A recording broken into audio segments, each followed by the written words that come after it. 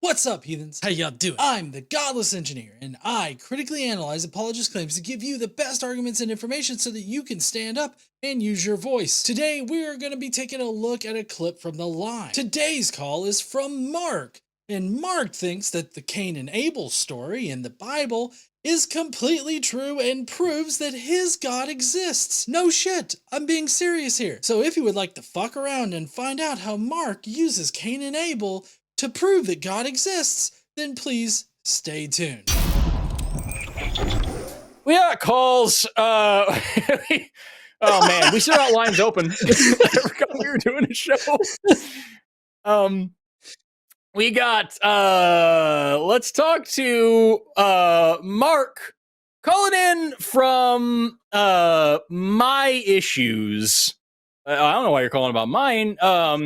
Pronouns he, him, who's a theist who says he has the Bible has evidence for God in its stories. That's what it says here. Let's talk about it. Mark, you are on the line with Forrest and John. How are you doing today? There we go. Guys, did you hear me all today? I can hear you just fine. Yep, gotcha. Yeah, okay, great.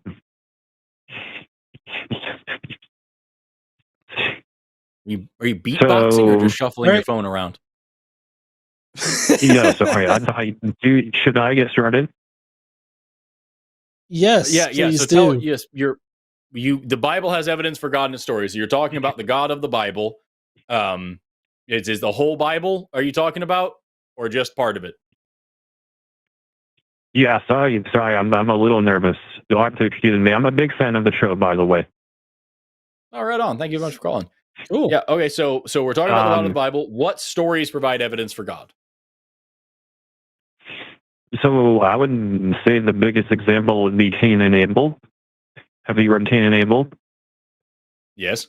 How is that evidence of anything? Well, that's an eternal archetype of every brotherly relationship, is it not?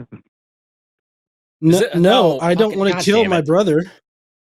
Yeah, dude, that's like that is actually literally word for word the thing that Jordan Peterson says, and it's fucking frustrating. No, it is not the parable of all brothers. That doesn't make any fucking sense. And also, that's not evidence of a God. It's the parable of envy. It's envy. It's hatred of your brother.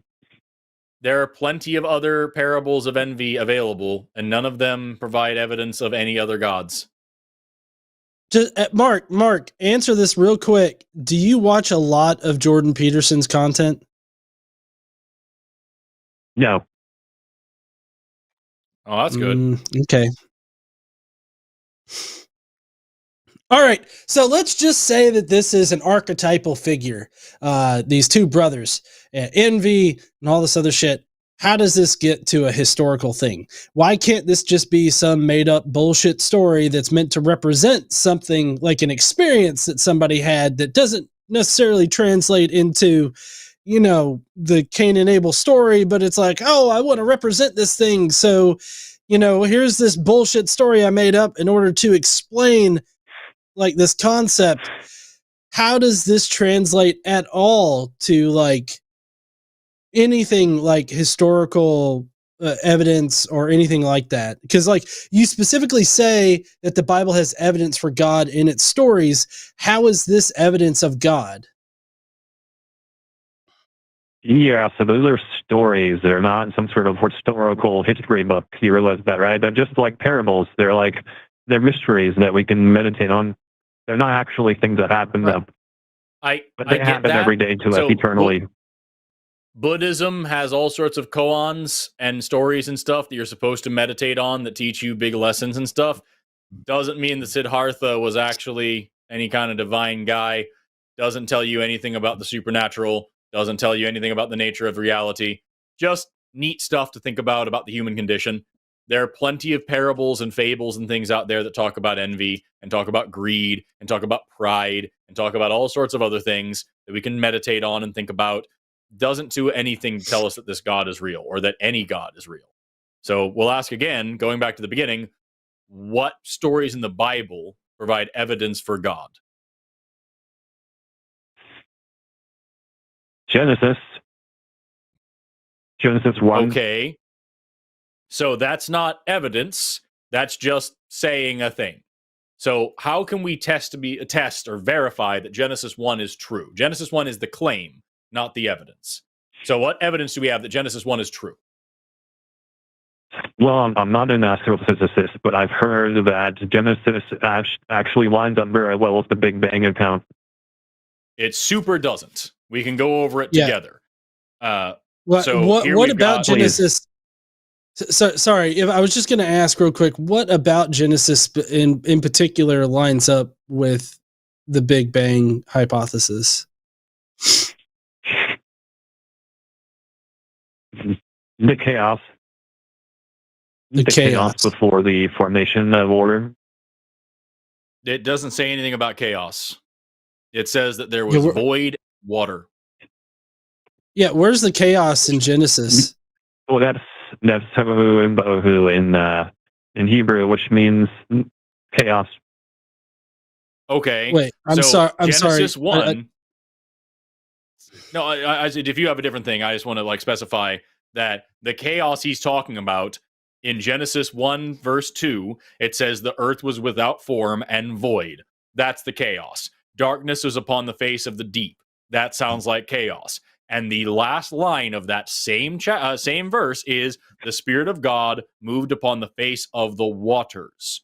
Water was not around during the Big Bang. Water is made of hydrogen and oxygen. Neither of those things existed at the Big Bang or before the Big Bang. It would have taken a long time after the Big Bang to get to that. So this does not align with the Big Bang. And the rest of Genesis 1 also doesn't align with the Big Bang. Like, for example, where God makes grass and trees and all the things. He makes all the plants here. And that is on the third day. And then on the fourth day, God makes the sun. So plants didn't exist on Earth before the sun did, right? We can agree on that? Yeah. No. Okay. How did plants evolve before the sun came about? Maybe there is another star. Okay. Can you tell me of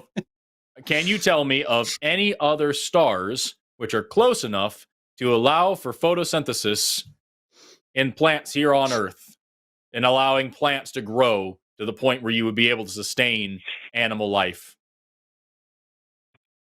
Well, it would have died already. It would have died before our star was created. Okay, so you have a star that is close enough to allow for photosynthetic life on this planet, but not close enough to affect the gravity that we see holding our solar system together, the gravity from our star. And it's already dead. It's been dead since the beginning of since the Big Bang. It's been dead since the Big Bang. The Big Bang would have been before our planet. So if it's been dead before the Big Bang, then our planet and the plants on it wouldn't have been here either. Can you explain to me what you think the Big Bang is, Mark? The singularity. Right. What? And you understand that the singularity, I'm fine. I can roll with that. You understand, Mark, that the singularity would not allow for different stars and planets to exist. They would all be part of the singularity, right? Right. What? Right.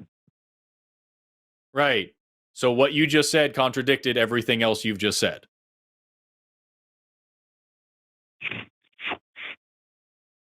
Nothing. You're just saying words now.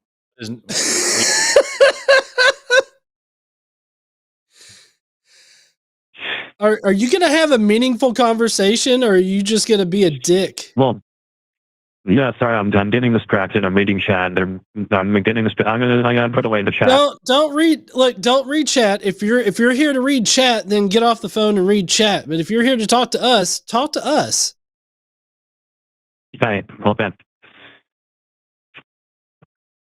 So I think God loves you guys. I don't give a fuck what God loves. I disagree strongly, considering the world that it's made. If it's real, it sucks ass and it's not a loving creature. But that's also not what we're talking about. You said that the Big Bang is the singularity.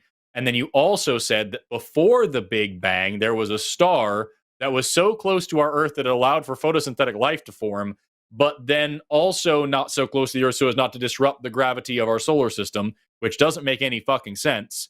And that also that star died without showing any evidence of it being here in the first place before the Earth was formed when it was doing the things you're claiming it was doing. That doesn't make any sense, Mark. I told you I'm not an astrophysicist, but would you like to talk about the Gospels? Because I think No, you said this was your evidence for God. I asked you what story provides evidence for God, and you said Genesis because it aligns with the Big Bang. And you have repeatedly shown that that isn't true.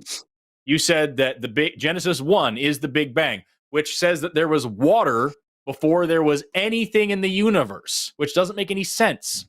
And says that there were plants before there was the sun, which doesn't make any sense.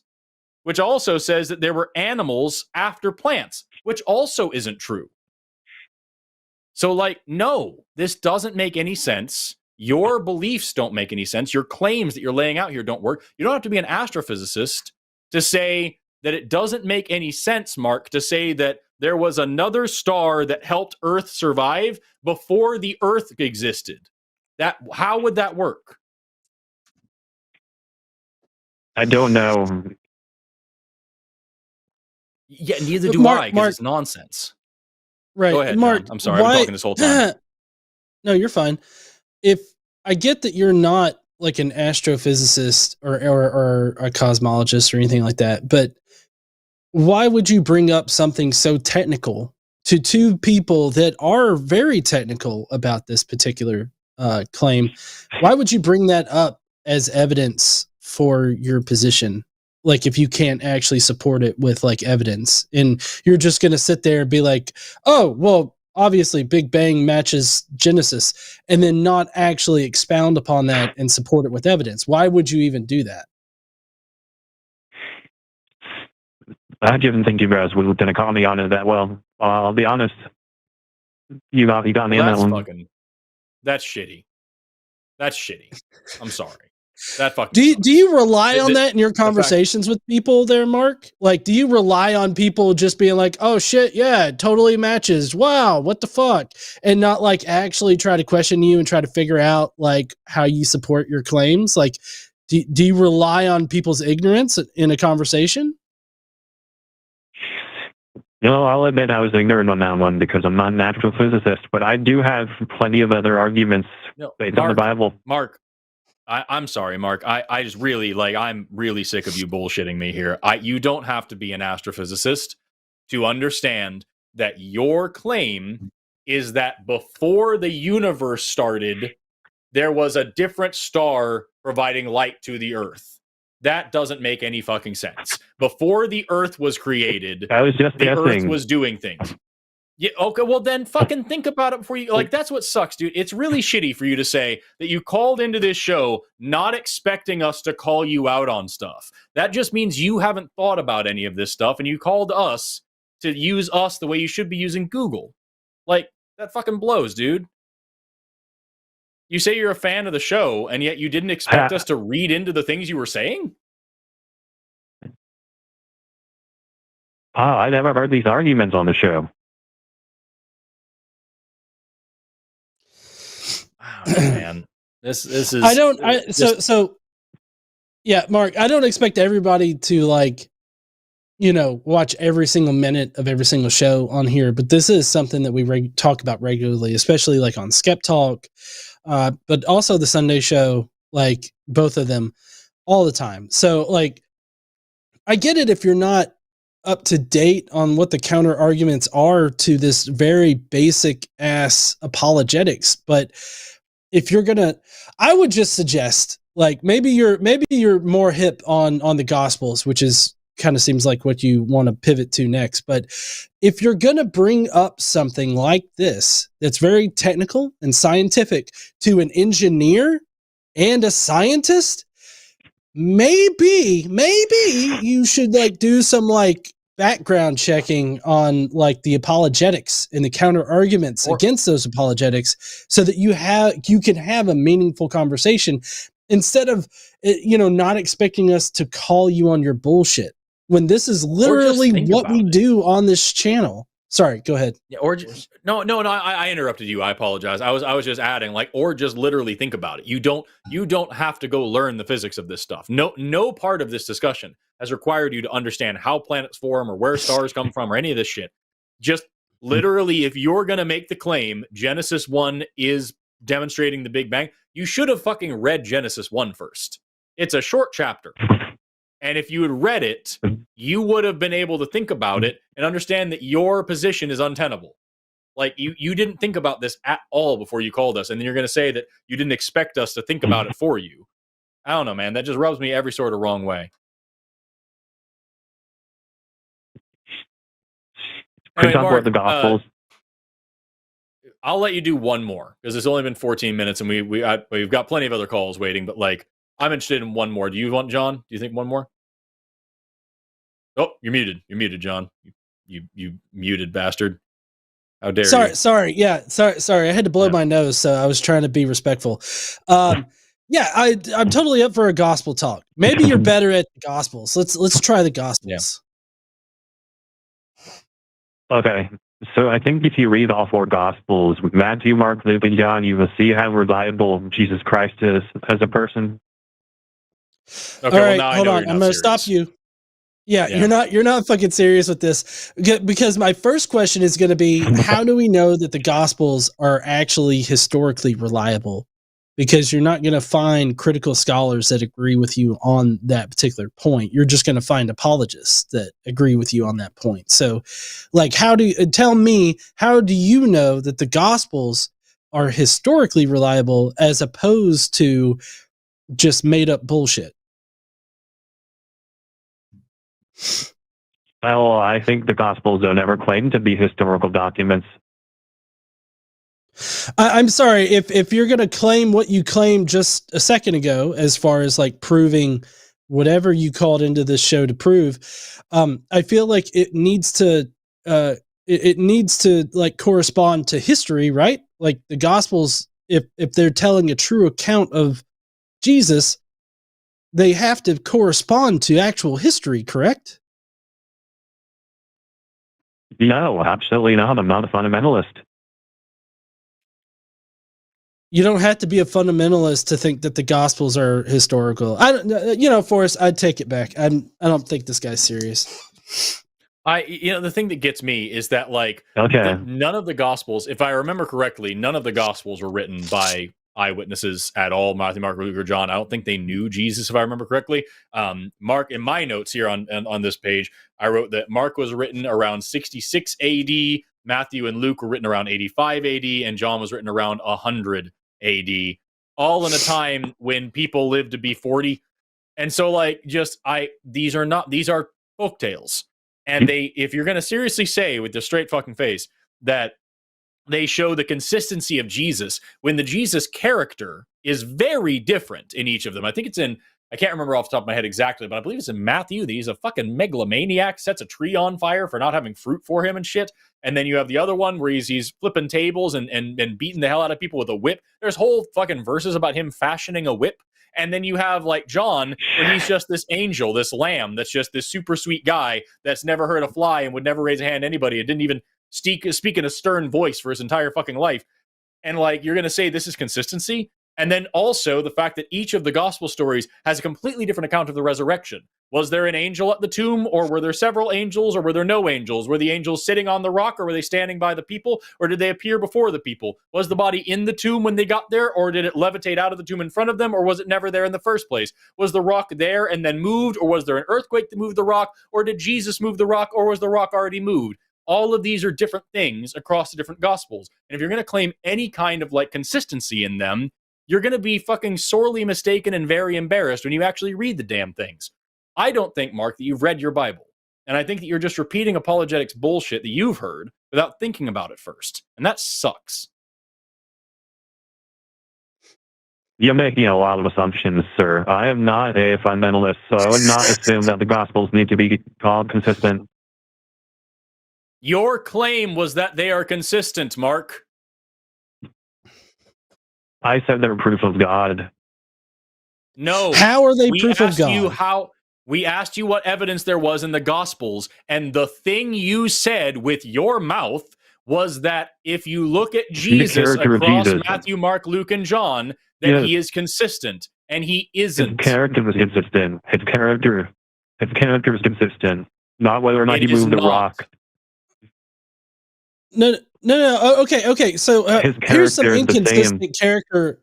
No, hold on. There's inconsistent character attributes of Jesus in the gospel. So like in Luke, the entire point of the Lazarus account is a parable, and that's to show that no amount of magical miracle things that Jesus could do would convince people. So it's basically showing, oh, it's pointless to do these miracles. But then you get to John, and John's Jesus does the Lazarus resurrection, and many people are convinced directly. And Jesus goes through and he does different miracles in order to convince people. So like if you're talking about the character of Jesus, he's very inconsistent. Another way that he's inconsistent is that in Mark, there's this one town that Jesus is going to. I got brain fog, so I don't know exactly where it is in Mark, but in Mark, he's going to a town and and there he can, Mark says, I cannot do any miracles here. That's what Jesus says.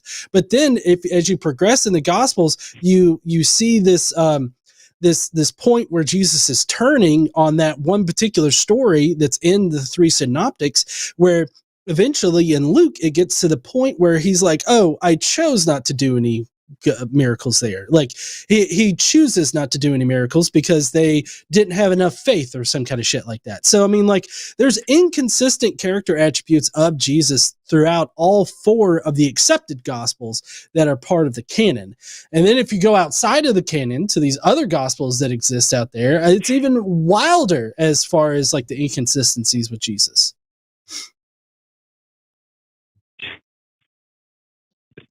Regardless, we can always know that he's a loving God.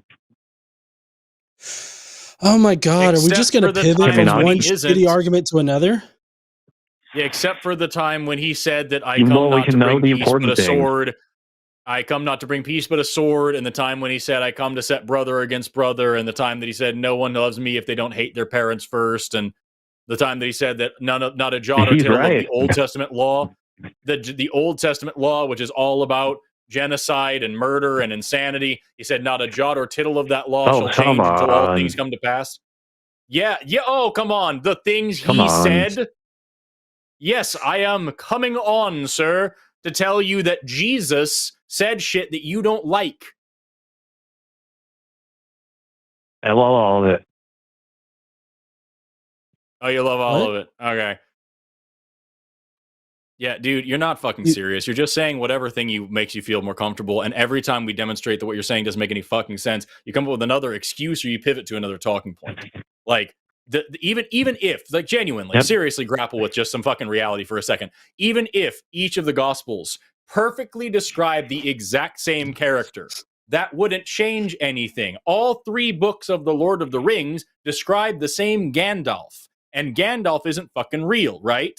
So just because you have a consistent character, which you don't, but even if you did, that wouldn't prove anything. You would have to demonstrate this guy actually existed. Then you'd have to demonstrate that he was actually the son of a god. You'd have to demonstrate there is a god for him to be the son of. You'd have to demonstrate that he actually walked on water. You have to demonstrate that he actually healed the sick. You have to demonstrate that he actually healed the blind. You have to demonstrate that he actually cured a leper. You have to demonstrate all of these things because they're all different claims. And you haven't done any of that. All you've said is these four deeply inconsistent books are kind of consistent in one way that I like, and therefore I know the dude that created the universe. That's an insane claim to make, Mark. No, it's not. That entire thing that Forrest gave you, and you're just like, no, it's not. And that's it. Like, but have you considered nuh-uh? Yeah, Mark, you're not serious, dude. I think you're wasting our time, and I think you're just fucking around, especially considering the fact that where you claim you're calling in from and where your IP address is situated are different places. I figured it was just a VPN, but now I think you're just fucking around. We're gonna move on. I hope that somebody learned something from this because I don't think you did. Have an awesome rest of your day, Mark. Maybe read your Bible next time before you call. Yeah, I think the biggest thing that people need to take away from that is that, you know, don't call into any of the shows here and just have like these really piss poor sort of arguments that are you haven't really thought through. At least think them through, you know? Like, you don't have to be a specialist, but you do have to at least think them through, I would think. I honestly, and like the thing is, like, I agree entirely with what you're saying, but I do want to also clarify, like, when we talk about thinking things through, a lot of times people don't understand what we mean by that, because you and I, John, we literally deal with this shit for a living. We're professional arguers on the internet, and there's a big difference between somebody who is willing to actually engage in real debate and someone who argues professionally. Sometimes those are the same person, but not always. And as much as I think you and I operate in good faith, and we really do try to be genuine and stuff, it can't be expected that every single caller is going to sit down and put the same level of thought, especially about this, as you and I have to on a daily basis.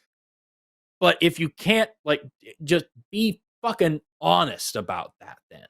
And if somebody if you say something that doesn't make any fucking sense and it's demonstrated to you that doesn't make any fucking sense, at least have the spine to say, okay, you know what? That sucked. I don't know if I'm convinced that I'm wrong yet, but I can see how that didn't work. I'm going to go think about it further. Can I try something else instead? That's totally acceptable. If Mark had said, you know what? I admit the Genesis story doesn't fucking work.